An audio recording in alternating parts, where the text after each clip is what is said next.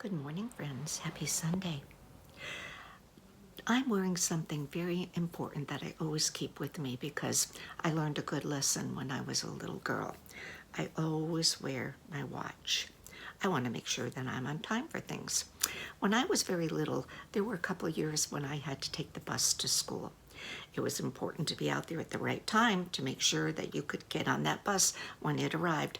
And we were never really sure exactly what time it was going to be because sometimes the bus would be there at 10 minutes to 8 and sometimes it wouldn't be there till 8 o'clock. But we had to be ready and waiting or we didn't get that bus ride. It only happened once to me. I wasn't there on time. And oh boy, that was not a good experience because I ended up having to walk to school that day. Of course, I was late getting there, and it was a long, hard walk. I never made that mistake again. I always made sure I was ready. Jesus told a story today about some people who needed to be ready for a wedding. Some young ladies who were waiting to meet the bridegroom so that they could go and celebrate at the wedding. About half of them were ready and waiting when he came, but the other half weren't. They fell asleep. They didn't have the things they needed. They missed out.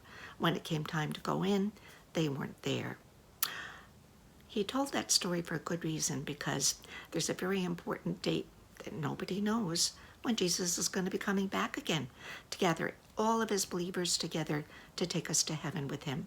He said that was going to happen, so it is. We don't know when, so we need to be ready. And what does that mean to be ready? It means we need to keep that relationship with Jesus going very strong. We need to be reading our Bible, praying every day, living our lives the way Jesus wants us to, so that when he does show up and says, hey, come on with me, we're ready to go. So we want to make sure we do that. Remember, do all those things every day, and you'll live a happier life too. Even if Jesus doesn't show up for a long time yet, we're going to enjoy life more if we're living the way he wants us to. So make sure you're ready, always ready to go with Jesus. I'm going to pray about that.